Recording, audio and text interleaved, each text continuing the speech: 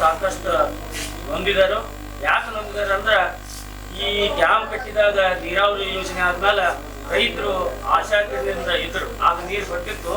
ಸುಮಾರು 30-40 ವರ್ಷದಿಂದ ನಾವು ನೋಡೋದು ಕೂಡ ನೀರು ಹಾಯ್ತಿತ್ತು.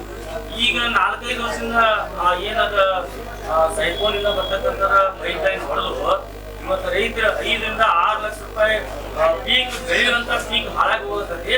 ಆದ್ರೆ ಬೋರ್ ಹೊಡೆದ ಸಾಲಿಂದ ರೈತರು ಸಾಯುವಂತ ಪರಿಸ್ಥಿತಿ. ಈ ಸರ್ಕಾರಗಳಿಗೆ ನಾವು ಎಚ್ಚರಿಕೆ ಕೊಡ್ತಾ ಇದ್ದೀವಿ.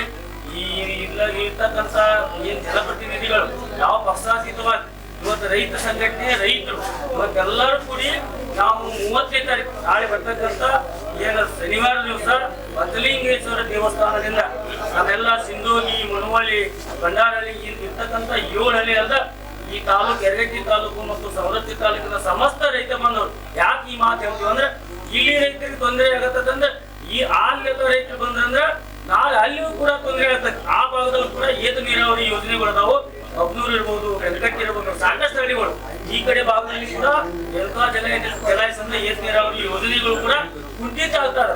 ಈ ಇಂಜಿನಿಯರ್ಗಳ ಏನು ಕಳಪೆ ಕಾಮಗಾರಿ, ಭ್ರಷ್ಟಾಚಾರ ಸಾಕಷ್ಟು ಏನು ಇಂಜಿನಿಯರ್ ಮಾಡುವಂತ ಕೆಲಸಗಳು ಏನಲ್ಲಿ ಇವತ್ತು ನಿನ್ನೆ ನೋಡು ನಾವೆಲ್ಲ ರೈತ ಮುಖಂಡರು ಎಲ್ಲ ನಮ್ಮ ಅಂಬುಸಪ್ಪರು ಪ್ರತಿನಿಧಿಗಳು ಸಾಕಷ್ಟು ನಮ್ಮ ಸಿಂಧೋಗಿ ಹಿರಿಯರು, ಮುನ್ನೋಳಿ ಹಿರಿಯರು ನಾವೆಲ್ಲ ಹೋಗಿ ವಾದ ಮಾಡಿದಾಗ ಅಲ್ಲಿ ಇರ್ತಕ್ಕಂಥ ಇಂಜಿನಿಯರು ಯಾವ ಕೂಡ ಕೆಲಸ ಮಾಡೋಲ್ಲ.